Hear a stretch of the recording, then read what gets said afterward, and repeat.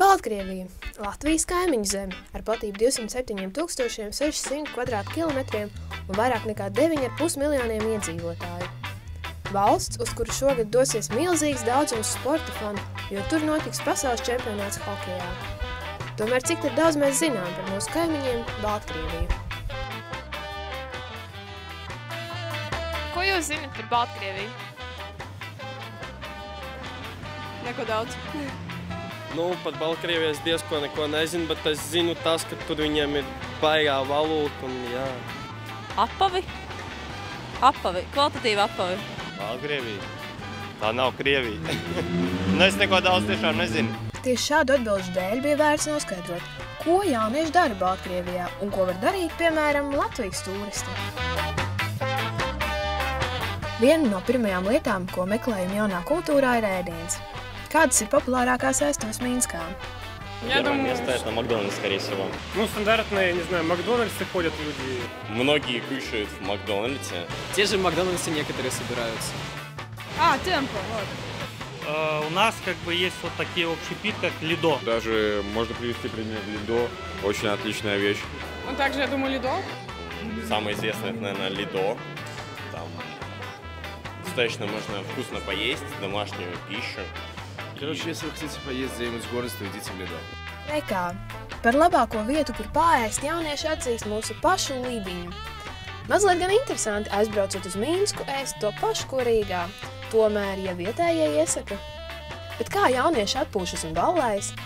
Kādi ir iecienītākie klubi un bāri? Ресторан «Гвоздь». До зари, допустим. Также «Миллениум». Можно даже затусить в Макдональдсе.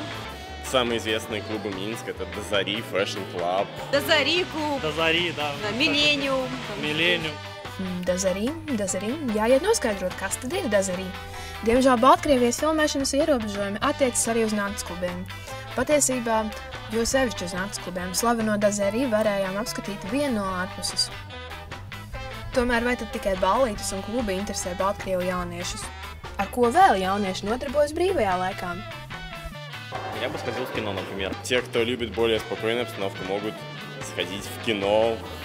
Можно развеяться, сходить, например, на Минск-арену, хоккей посмотреть или гандбол с баскетболом. Если так погулять чисто, то какой-нибудь к Немиге можно подойти, там довольно-таки красиво вечером, по старому городу погулять. Парк Челюскинцев очень красивый. Парк Горького, Немига, хорошая улица. А вам какие способы? Все или только легальные? Если есть знакомство, то можно и косяк достать при желании. Šīs metodas mēs nepārbaudīsim, bet parkus un kinoteātrus gan varētu apskatīt jebkurš parasts latviešu turists. Arī mēs. Ielūkojoties parku dzīves ritējumā, daudz jauniešus gan nemanījām. Krietni vairāk viņi tomēr ir kinoteātros. Banāli jau ir, bet nepajautāt, kāds suvenīrs ir vislabākais tipiskajam turistam, būtu muļķīgi, tāpēc arī centāmies atrast, ko atvest no Baltkrievijas. Конечно же, матрёшки. Может быть, книга про Беларусь? Маечку хоккейного «Динамо». Сейчас у нас будет проходить чемпионат мира по хоккею. Тоже заодно, так сказать, захватить символику этого чемпионата. Сходите в ЦУМ в отдел игрушек. Традиционные сувениры это зубр. Secinājums viens.